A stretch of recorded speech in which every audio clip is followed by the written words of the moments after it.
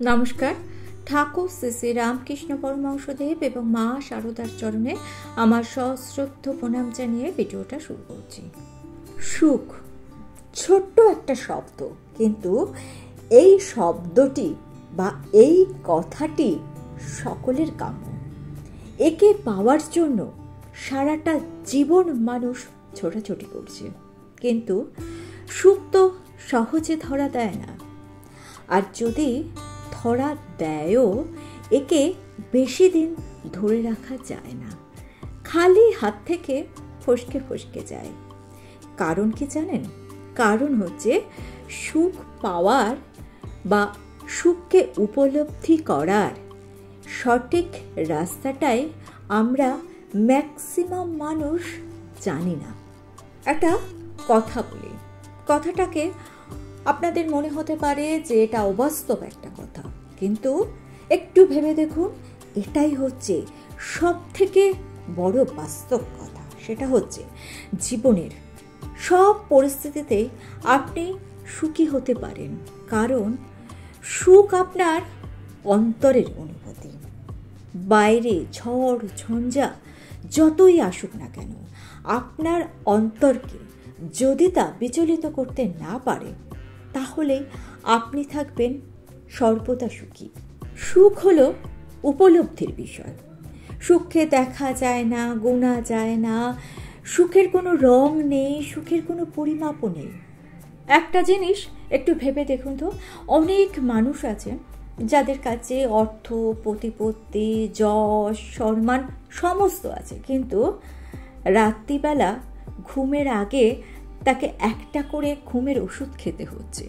কিন্তু আরেকটা মানুষ যে সকালবেলা উঠে বেরিয়ে যাচ্ছে কাজ করার জন্য, সারা দিন অক্লান্ত পরিশ্রম করছে, রাত্রিবেলা তার ছোট্ট ঘরটিতে এসে, যেখানে আলো বাতাসও ভালো মতো চলাচল করতে পারে না, সেখানে সে গভীর নিদ্রা যাচ্ছে।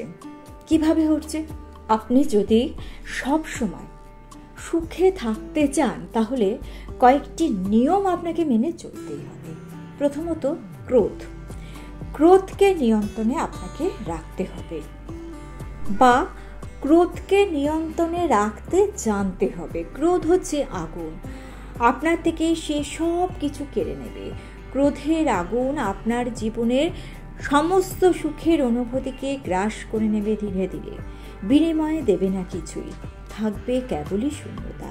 তাই মা বলেছেন, লোভ থাকা ভালো, কিন্তু ক্রোধ নয়। আর এই কথা মায়ের জীবন দিয়ে মা প্রমাণ করে দেখিয়েছেন। দক্ষিণেশ্বরের ক্ষুদ্র নহবতের ছোট্ট ঘরে সকাল থেকে সন্ধ্যা পর্যন্ত শত কাজ করেও জপ, ধ্যান, পুজোপাঠ করতেন মা, নিষ্ঠা ও ভক্তি সহ। এর ফলে ঠাকুরের বিপুল সাধনার সকল সিদ্ধি কিন্তু তিনি নিজস্ব করে নিয়েছিলেন তার নিজ গুণে, ঠাকুরের স্ত্রী হিসাবে নয়।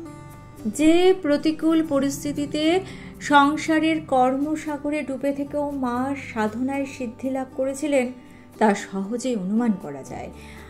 এবং ওই সময়ের কথা বলতে গিয়ে মা বারবার বলেছেন, সেই সময় হৃদয়ে যেন আনন্দের ঘট বসানো ছিল। বাহ্যিক অসুবিধা থেকে হৃদয়কে পৃথক রেখে সুখী থাকার পথ প্রদর্শন করে গেছেন মা স্বয়ং। দ্বিতীয় যে কাজটি আপনাকে করতে হবে, সেটা হচ্ছে সন্দেহ প্রবণতা আপনাকে ত্যাগ করতে হবে। বিশ্বাস রাখতে হবে নিজের উপরে, বিশ্বাস রাখতে হবে আপনার ঈশ্বরের উপরে। তাহলে আপনি আর কারুকে সন্দেহ করতে পারবেন না। সন্দেহ প্রবণতা আপনার জীবন থেকে সমস্ত সুখ কেড়ে নিতে পারে। বিনিময়ে এই সন্দেহ আপনাকে দেবে শুধু হতাশা আর দুঃখ।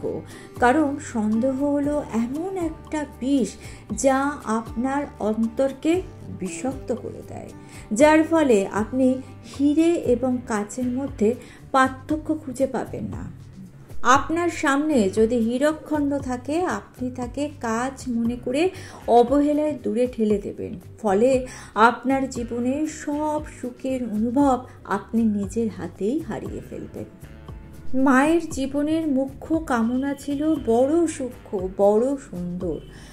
মা যে কারণে প্রার্থনা করেছিল এবং যার জন্য কেঁদেছিলেন সে ছিল অনেক নির্বিষয় বিষয়। মা বলেছেন, জ্যোৎস্না রাতে চাঁদের পানে তাকিয়ে জোর হাত করে বলেছি, তোমার ওই জোছনার মতো আমার অন্তর নির্মল করে দাও।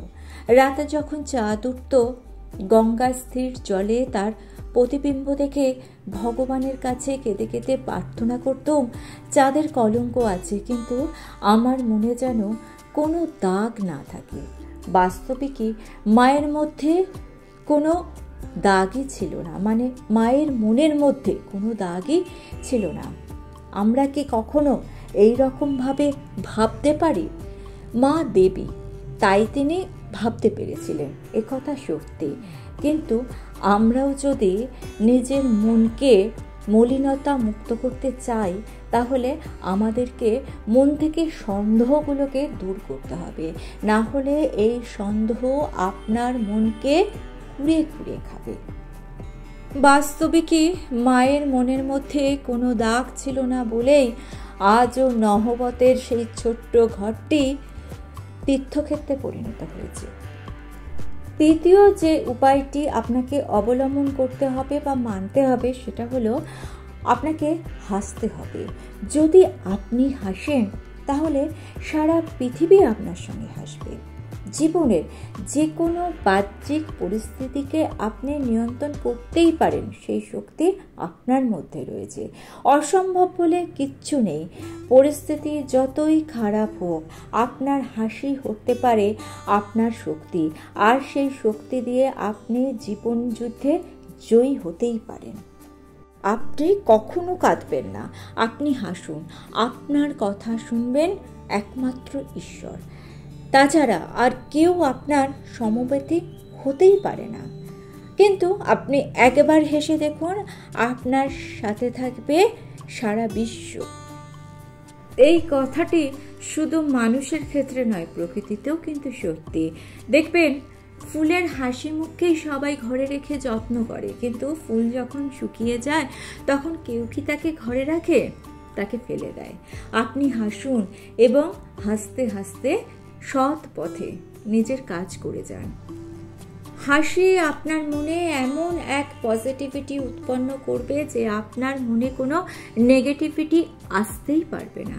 একটা কথা সব সময় মনে রাখবেন, সুখ বাইরে কোথাও নেই, সুখ রয়েছে আপনার হাতের মুঠোতেই। অনেকেই দেখবেন 5 স্টার হোটেলে গিয়ে সুখ খুঁজছে, কিন্তু তারা সুখ খুঁজে পাচ্ছেন না। সুখ আছে আপনার আশেপাশে, সুখকে আপনাকে খুঁজে নিতে হবে। ছোট ছোট কাজের মধ্যে দিয়েই আনন্দকে খুঁজে পান, জীবনে আপনি সুখী হয়ে উঠবেন। মনের আনন্দের ছোঁয়ায় আপনার জীবন পবিত্রতায় পূর্ণ হয়ে যাবে, আর সেটাই হবে আপনার রক্ষা কবচ। আর এই রক্ষা কবচ অতিক্রম করে কোনো অসুখের চিন্তা আপনাকে স্পর্শই করতে পারবে না।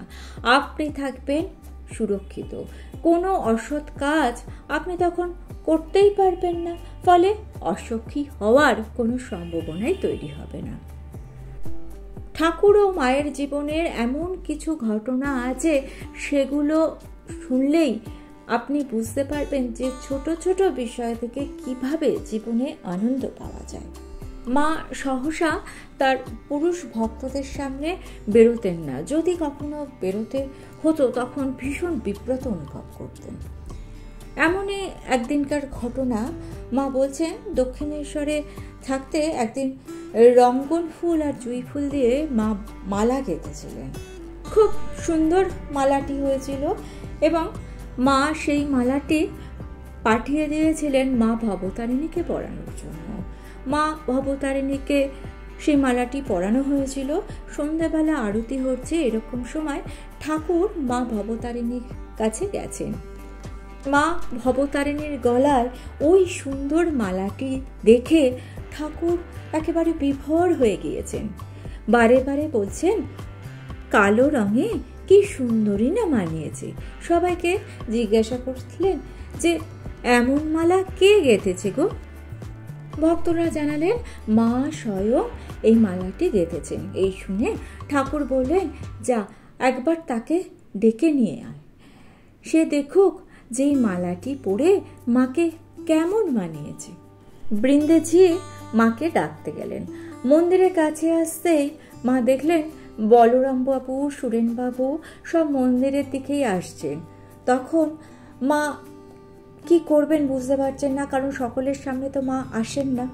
তখন মা ওই বৃন্দেজির পেছনে গিয়ে পেছনের সিঁড়ি দিয়ে আসতে গেলেন। আর সেটা দেখে ঠাকুর বললেন, ওগো ওদিক দিয়ে উঠো না গো, সেদিন এক মেছনে উঠতে গিয়ে পা পুছলে পড়ে গিয়েছিল, তা সামনের দিক দিয়ে এসো না কেন, এসে একবার দেখে যাও তোমার গাঁথা মালায় মাকে কি সুন্দর দেখাচ্ছে। সাধারণ ফুলের গাঁথা মালা, সাধারণ কাজ, কিন্তু এই দৃষ্টান্তের মধ্যে দিয়ে গভীর উপদেশ এবং আদর্শ সংসার জীবনে তিনি রেখে গিয়েছেন। সংসার জীবনে একে অপরের কাজের প্রশংসা করা, এর মধ্যেই রয়েছে গভীর শ্রদ্ধা ও সম্মান প্রদর্শন। আর এর ফলে যে বন্ধন তৈরি হয় তা উদ্দেশ্য এবং দৃঢ়। এই আনন্দ ও সুখ পেতে অর্থের প্রয়োজন হয় না, বাহ্যিক আড়ম্বরের কোনো স্থানই এখানে নেই। কিন্তু এইভাবেই তৈরি করা যায় একটি সুখের সংসার, ভালোবাসার সম্পর্ক, যেখানে সুখে আপনি জীবন কাটাতে পারবেন সারা জীবন নিশ্চিন্তে। আর ভিডিওটা যদি আপনার ভালো লেগে থাকে, একটা লাইক দিয়ে চ্যানেলটিকে সাবস্ক্রাইব করে নিয়ে পাশে থাকা বেল আইকনটা প্রেস করে দিয়ে অল অপশনটা ক্লিক করে দেবেন। তাহলে যখনই নতুন কোনো ভিডিও আপলোড করব তার নোটিফিকেশন আপনাদের কাছে পৌঁছে যাবে। ঠাকুর ও মায়ের চরণে প্রণাম জানিয়ে আজকে এই পর্যন্তই। Thanks for watching.